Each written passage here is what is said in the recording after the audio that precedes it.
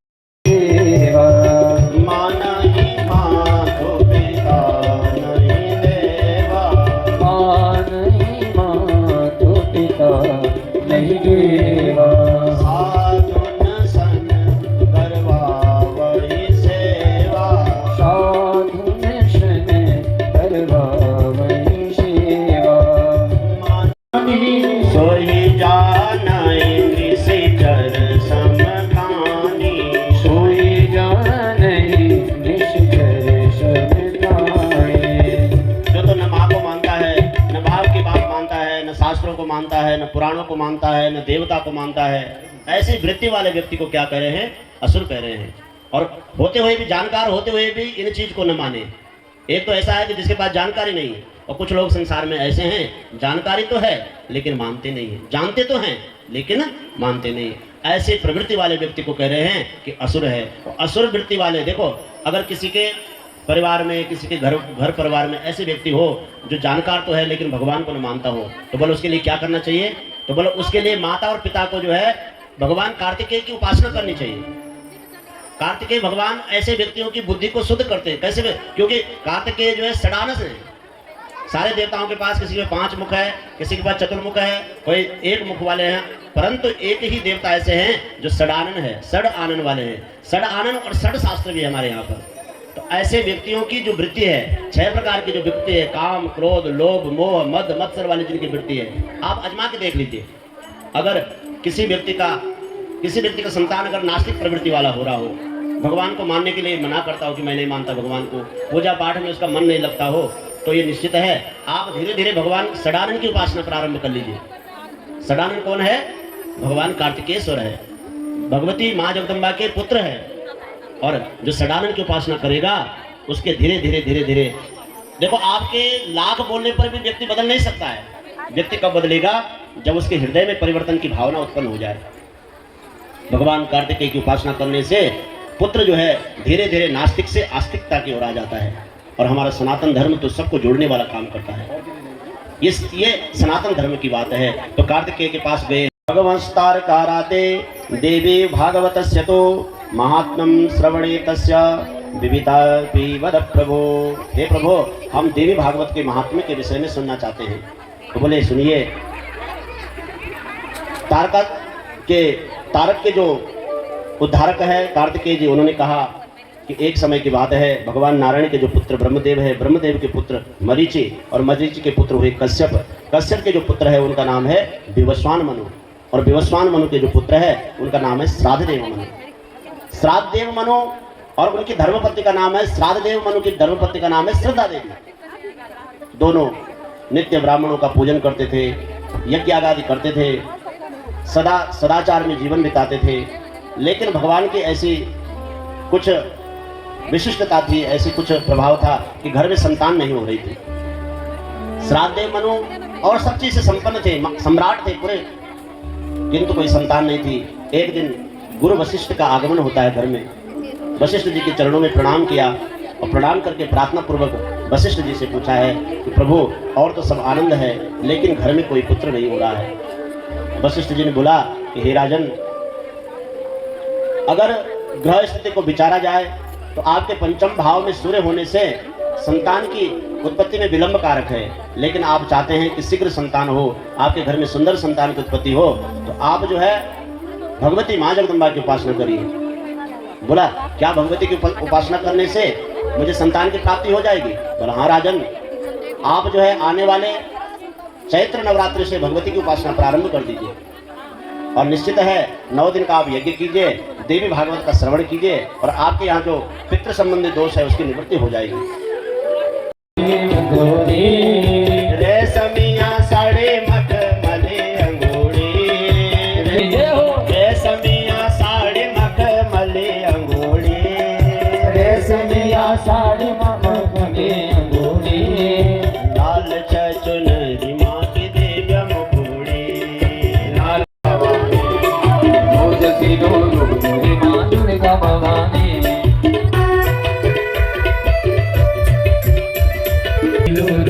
माँ दुर्गा भवानी। बोले जगदम्बा मैया की आनंद कंद भगवान की जय। जो जीवन में जय करता है उसके जीवन में सदा जय ही बनी रहती है। तो भगवान की जब जय आता है तो हम जोर से बोलते हैं कि नहीं बोलते हैं? गालियां भी देते हैं तो जोर से देते हैं। तो कभी भगवान के सामने हिसाब होने लग जाए, ले भाई तो क्या क्या बोला है संसार में, तो जो जोर से बोला हुआ शब्द होता है उसकी जो है लकीरें लंबी लंबी आती है।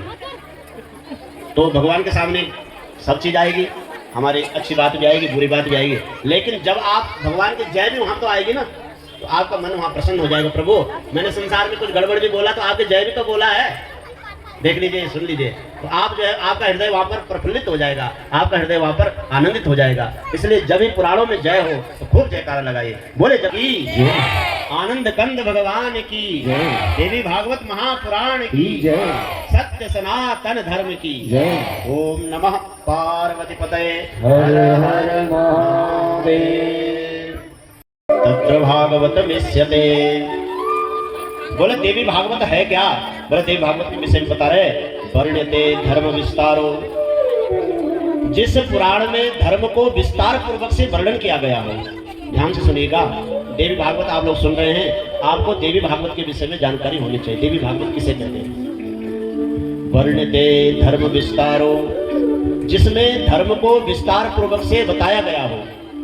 देखो मैंने आपसे बता रहा हूं, धर्म के 2 स्वरूप है, एक है वर्ण और आश्रम धर्म और एक है परम धर्म। वर्ण धर्म कौन कितने हैं आप लोग सब जानते हैं, 4 वर्ण धर्म बताए गए हैं, ब्राह्मण, क्षत्रिय, वैश्य और चतुर्वर्ण शूद्र वर्ण, ये 4 वर्ण बताए।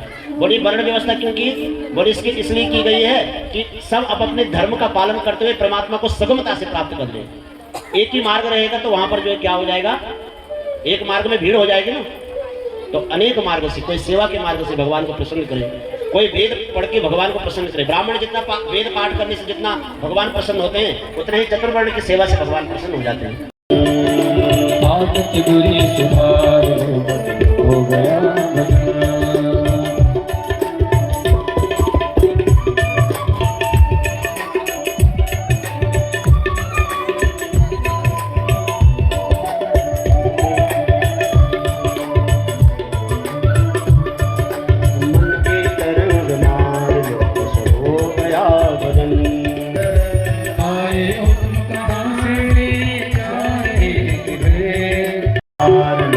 हो गया इतना तो मन विचार लो बस हो गया भजन, इतना तो मन विचार लो बस हो गया भजन, मन की तरंग मार लो बस हो गया भजन, मन की तरंग मार लो बस हो गया भजन।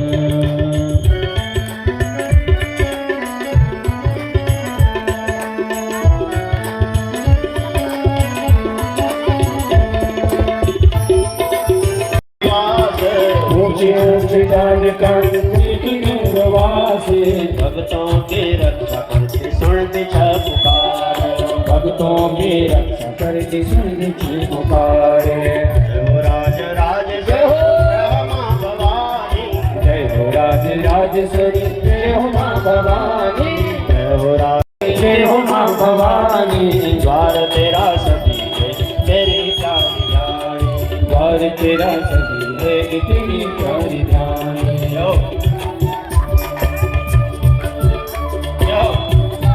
दोनों हाथों से बदल बदल ताल। जय हो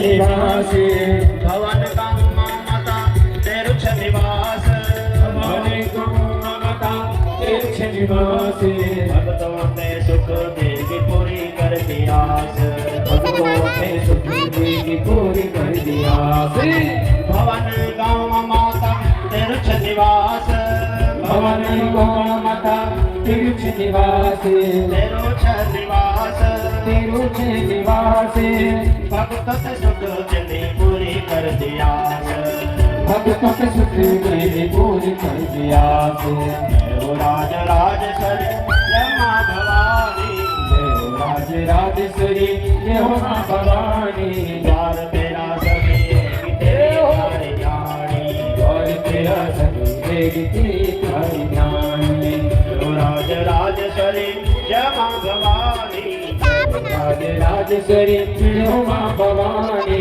द्वार तेरा सभी तेरे जानी और तेरा सभी देगी तुम्हारी ज्ञानी मेरा हाथ में ताली बजा के भगवती माँ जगदम्बा को राजेश्वरी मैया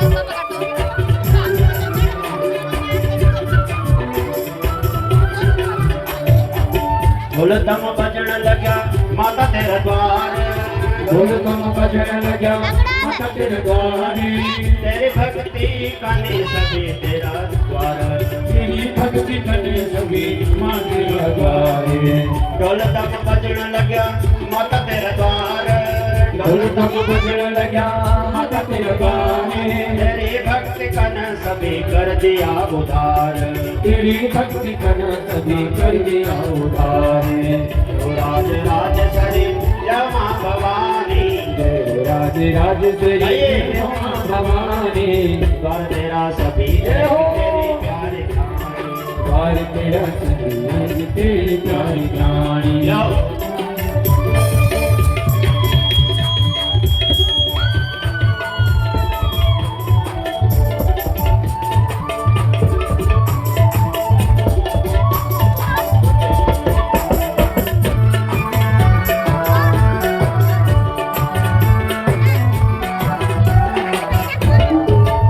सबको तोड़ करते भरती भंडार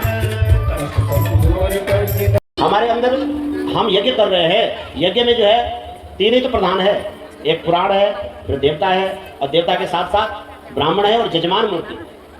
जो जजमान की मूर्ति है उसका यज्ञ तभी सफल है जब वह सम्मान पूर्वक ब्राह्मणों को सेवा पूर्वक ब्राह्मणों को संतुष्ट करता है। तो ब्राह्मणों से मुखमासीत भगवान के ब्राह्मण के मुख से लेते हैं या अग्नि के मुख से लेते हैं। आपने पुराणों में पढ़ा होगा।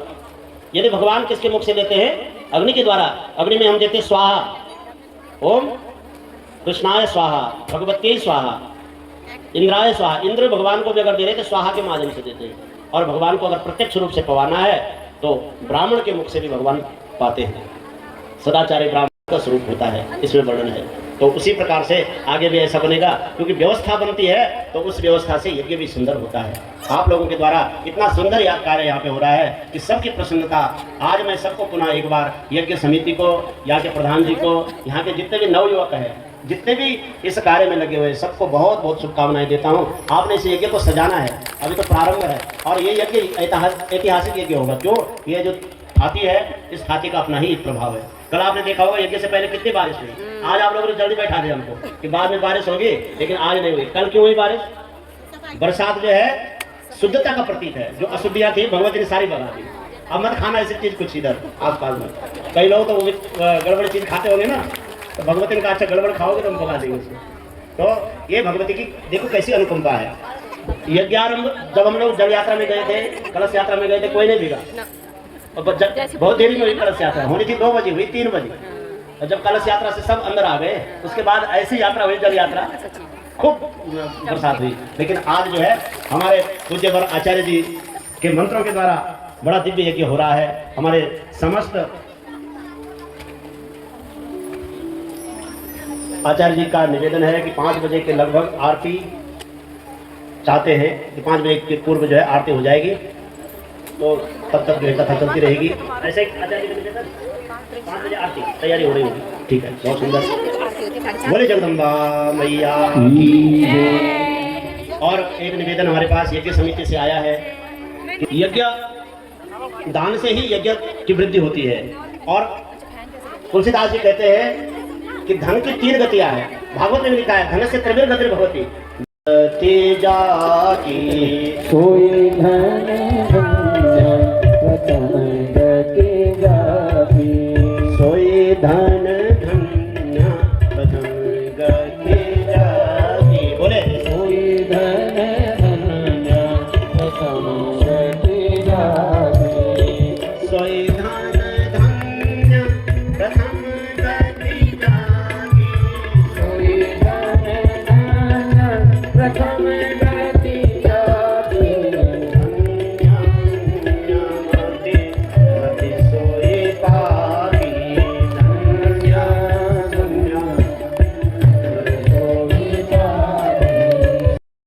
इस प्रकार से महाराज अनेक प्रकार के प्रश्न जब शौनकादि ऋषियों ने कहा तो सूत जी महाराज कहते हैं शौनक ऋषियों से, धन्यो हममिति भाग्यो हम पावितो हम महात्मभि यत पृष्ठम सो महत्पुण्यम पुराणम वेद विश्रुतम। हे महात्मन, धन्यो हमिति, मैं धन्य हो गया। भाग्यो हम, मेरा बहुत बड़ा भाग्य है कि आपके मन में पुराण सुनने का भाव बना है। पुराण सुनने का भाव तभी मन में बनता है जब माँ भगवती की कृपा होती है। यद पृष्ठम सो महत्पुण्यम पुराण वेद विश्रुतम। वेदों का जो सार है, वेदों की व्याख्या जिस पुराण में बड़े सरल भाव से कही गई है, ऐसे पुराण की कथा आप सुनना चाहते हैं। इस प्रकार से अनेक प्रश्नों का उत्तर देते हुए महाराज सूत जी कहते हैं कि जब पराशर मुनि और सत्यवती के संयोग से यमुना के तट पर व्यास जी का जन्म हुआ तो व्यास जी तुरंत जन्म लेते ही जंगल में तपस्या करने के लिए चले गए। और तपस्या करने के लिए कहाँ आए? बद्रिकाश्रम में। इधर साम्यप्रास में अपनी गुफा बनाई और वहां तप करने लग गए। तपस्या करते करते महाराज बहुत समय बीत गया। अब जब तपस्या करने में व्यास जी की मति भगवती में विलीन हो गई, भगवती में लग गई, उसी समय इंद्र घबरा गए। इंद्र को चिंता हो गई कि अरे ये ऋषि जो है तपस्या क्यों कर रहे हैं, इंद्र ऋषि की तपस्या का भाव क्या है। इस भाव को जानने के लिए महाराज उन्होंने एक अप्सरा भेजी है, जिस अप्सरा का नाम है घृताक्षी। संसार से जोड़ने वाली है या भगवान से जोड़ने वाली है, दोनों काम करते हैं। तो वो वेद व्यास जी ने एक उसी वृक्ष में, जिस वृक्ष के नीचे तपस्या कर रहे थे, उसी वृक्ष के ऊपर एक गौरैया पक्षी का जो है परिवार देखा। और परिवार, उस पक्षी के परिवार को देख करके उनके मन में भी भाव आया कि मेरा भी कोई परिवार होगा। देखिए, तपस्या में विलीन ऋषि और पक्षी के परिवार को देख करके उनके मन में भी ऐसा भाव आया कि मेरा भी एक परिवार होगा। ये किसकी कृपा हुई? माँ जगदम्बा की कृपा हुई। उसी समय घृताक्षी नाम के अप्सरा आ रहे थे, अरणी का मंथन कर रहे थे। अरणी मंथन में पहले के समय में यज्ञ के लिए लकड़ी से अग्नि उत्पन्न करते थे, और वेद व्यास जी भी यज्ञ करने के लिए लकड़ी से मंथन करते हुए अग्नि प्रकट कर रहे थे। उसी समय महाराज इंद्र की घृताक्षी आई। वेद व्यास जी ने फिर अपने आप को सावधान किया, अरे गिरस्थ में पढ़ करके राजा पुरुरवा की क्या गति हुई, यह कार्य ठीक नहीं है। ऐसा भाव करते करते महाराज अरणी मंथन कर रहे थे। उसी अरणी से वेद व्यास दिव्य सर्वांग सुंदर पुरुष की उत्पत्ति हो गई महाराज। और वो घृताक्षी घबराई, उसने कहा अरे ये ऋषि तप कर रहे थे और मेरे कारण ऋषि की तपस्या भंग हो गई। तो तुरंत पक्षी का रूप धारण करके उड़ी वहां से। अब 2 प्रकार से सुखदेव महाराज की उत्पत्ति की कथा है। एक तो है कि भगवान सुखदेव की उत्पत्ति जो है अरणी से होती है। अरणी माने जो काष्ठ पुत्र बन के उत्पन्न होते हैं, अयोनिज बताया गया है। और एक गर्ग संहिता में कथा आती है कि सुखदेव महाराज जी की जो उत्पत्ति है वह सुख के गर्भ से होती है, घृताक्षी के गर्भ से होती है। तो ये बहुत विस्तार से कथा है कि एक बार जो है कथा में देवी भागवत में कथानकों को जोड़ा गया है। एक बार नारद जी घूमते महाराज कैलाश पर्वत में भगवती भवानी और भगवान शंकर बैठे हुए थे। नारद जी ने भगवान शंकर को प्रणाम किया, माता भवानी को प्रणाम किया। और नारद आनंद स्वरूप है, वो कोई शंका मन में नहीं रखते। लेकिन भगवती भवानी माता जगदम्बा, उनके मन में थोड़ा भाव जगा कि नारद हमको देख के मुस्कुराया क्यों। अब नारद जब भवानी के पास अकेले में मिले तो बोले, नारद आज तुम हमको देख करके हंस रहे थे, क्या कारण है? बोले नहीं माता जी, ऐसे भाव आ गया था मुझ में, ऐसा कुछ भाव नहीं है। बोला अकारण मुस्कुराना भी कभी कभी संकट में डाल देता है आदमी। किसी पे हंस जाओ ना अकारण, तो अकारण हंसने से भी बात बिगड़ जाती है। भवानी माता ने हट किया कि नारद तुमको बताना ही पड़ेगा, तुम हंसे क्यों। तो वर्णन है महाराज कि नारद जी ने कहा कि माता एक बात पूछना चाहता हूँ, आप बताओगे। बोले पूछो नारद, क्या पूछना चाहते हो। बोले मैं ये पूछना चाहती हूँ कि भगवान शंकर आपसे सारी बात बताते हैं, कुछ छिपाते भी हैं। बोला ऐसा तो कुछ नहीं कि कोई बात हमसे छिपाए, वो तो भोलेनाथ है, सारी बातें हमसे बताते हैं। बोला अच्छा बताते हैं तो ठीक है, वो माला किसकी है, अगर आपको सारी बात बताते हैं तो बताओ।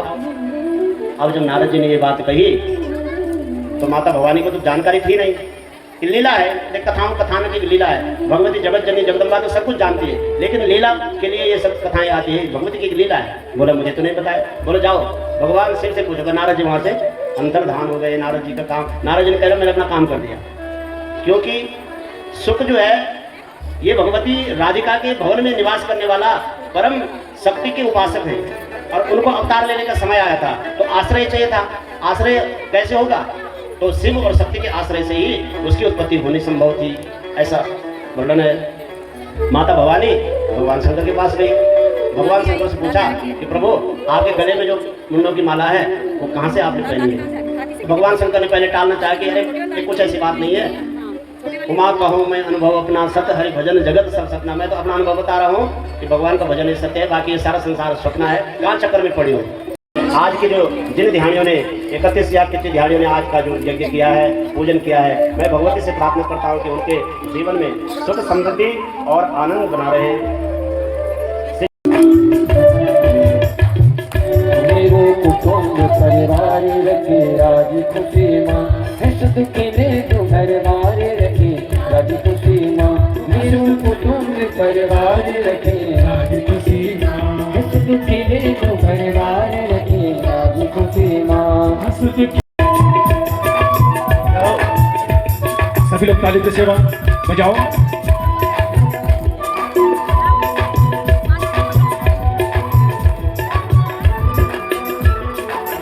तेरी महिमा अनंत, तेरी कृपा अपार, तेरी महिमा अनंत, तेरी कृपा अपार, तेरी आंखों मां दया तेरा मन नाच प्यार, तेरी आंखों ना होंदा तेरा द्वार दरबार, तेरा गाना होगा तेरा द्वार दरबार, बोल देवता चढ़ोंदा चरणों में बार बार, बोल देवता चढ़ोंदा चरणों में बार बार।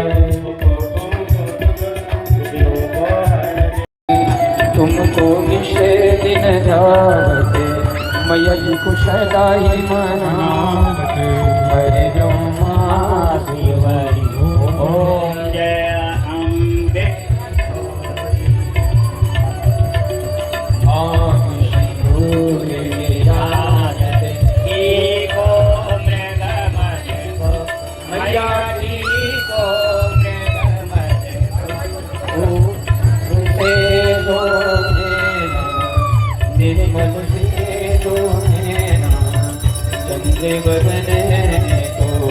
ओम जय अम्बे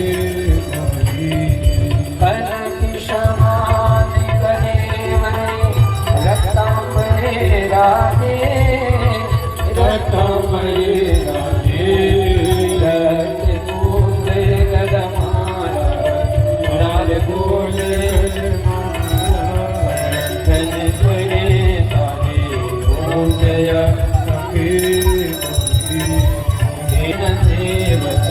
नारद मुनि गण सेवक, इनके दुखे हरि।